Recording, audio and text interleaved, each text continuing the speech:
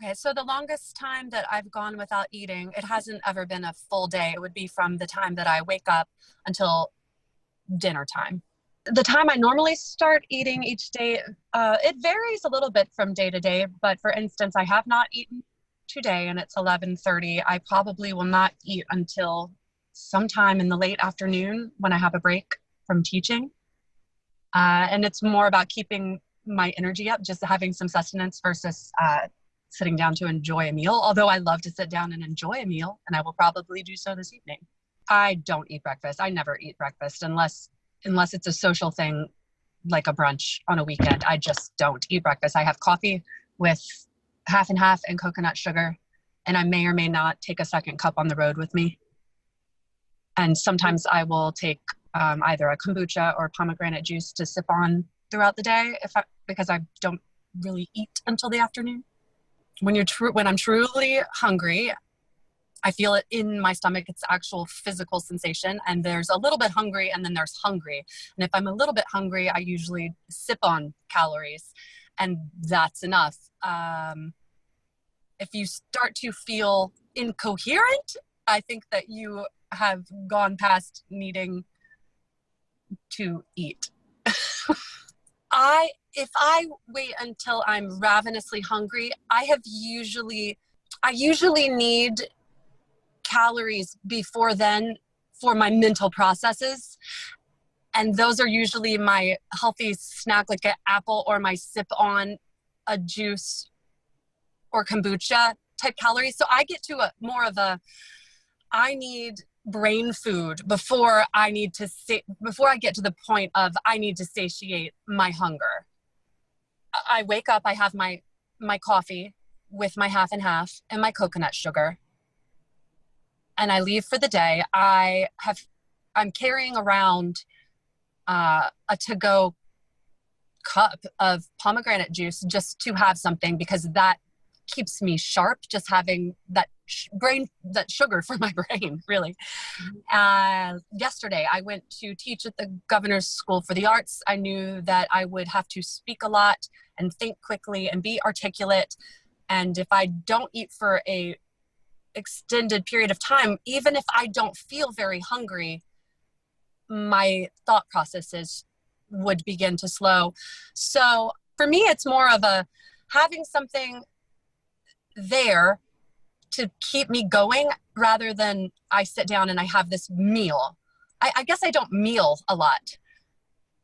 I tend to snack on small things to keep myself going. And I don't really sit down and have a meal until I'm at home for the evening. Anywhere from 3 to 5 days a week, I eat one sit-down meal a day, apart from very small snacking and beverages, not sugary beverages. And on the weekends, I have 2 meals a day. I don't really eat breakfast, but on the weekends, we'll go out. I actually am a foodie. I love food. My husband and I both love to explore different restaurants. So often on the weekends, that's part of what we will do, is we'll go somewhere interesting for either brunch or lunch or dinner. So a big snack would be a tuna packet. A small snack would be an apple. I usually pair it with something that has, I drink lattes, and the milk fills me up. I like dairy. Those are kind of my go-tos. Oh, sometimes I'll carry a microwavable bone broth. They're very low calorie, but they're very high protein. Those are the kinds of snacks. I might carry a couple dates because of the natural sugars that are in them. Sort of keep my mental processes sharp. Those are the kinds of snacks that I go to. Yesterday, I got up and I had my coffee with my half and half and my coconut sugar. And I took on the road just to have throughout the day some pomegranate juice for the antioxidants and for the sugars.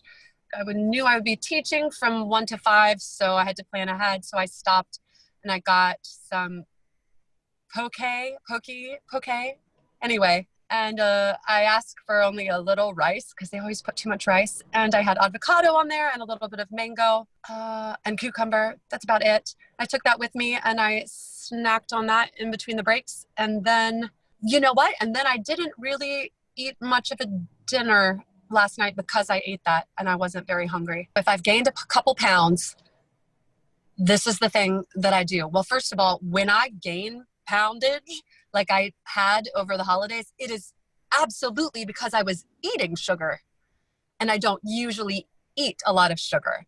So I have the rare indulgence typically, but over the holidays, I definitely overindulged. So it was only logical to cut out sugar and get back to my normal. And when I did that, well, that and unhealthy carbs, you know, all those baked goods, then it easily came back off. That and the fasting. So no sugar, no bad carbohydrates, and no overeating. Pretty simple. I gave up any kind of processed. I still have the coconut sugar in my coffee, which has a lower glycemic index. And that's one of my things I'm not going to give up. I enjoy my coffee. That's the way I want it. I will have natural sugars in fruit. I don't say, oh, I can't have any sugar, not even in fruit. No, I feel that my brain needs that to function. But you know, no candies, no added sugars, no in processed foods and things like that.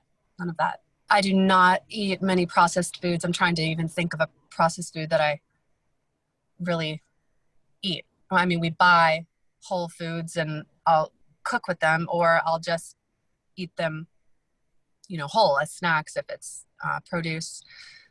I never actually feel like I'm on a diet. I do take control of that eating window and I'll extend it if I feel like I need to lose weight. I'll extend that fasting period. I will eat less and I will eat better. I'll cut out any sugars that I may have been indulging in, things like that. I feel that when I'm doing those things, that then especially if I have that window of fasting, I can reasonably eat what I want to. And I never feel like I'm dieting. I don't feel like I have to go on like a keto regime, or I feel like I can still eat a balanced amount of food. And if I'm not doing it every day, I can have a dessert. I feel like it's about being in control and having some moderation and being relatively consistent. And then it's okay to break away from that and indulge in something.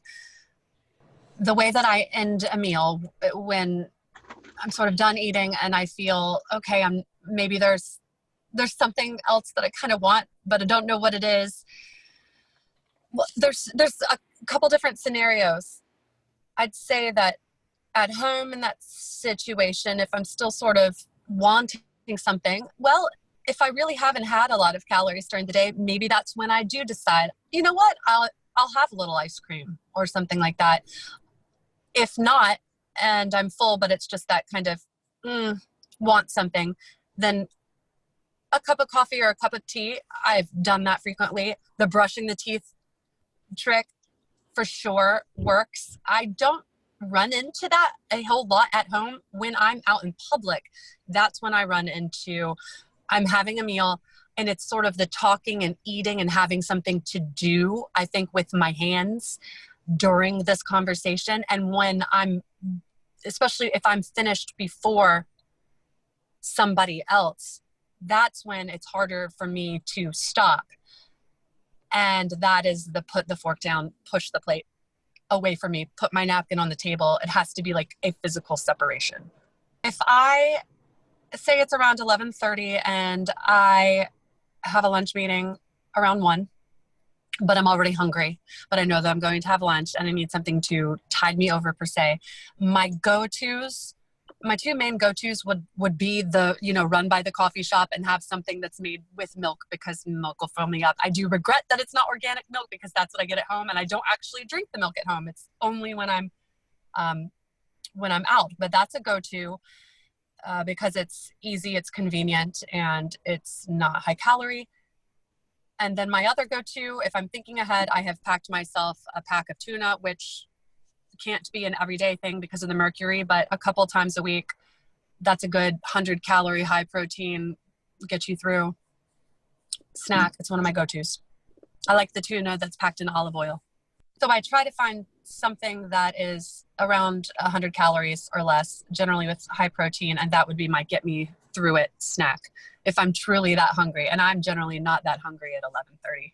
Okay, so my go-to get me through it drinks, if I just need to tide myself over and I'm feeling a little on the hungry side, would either be a latte with whole milk, or pomegranate juice currently is a drink of choice, and or a kombucha.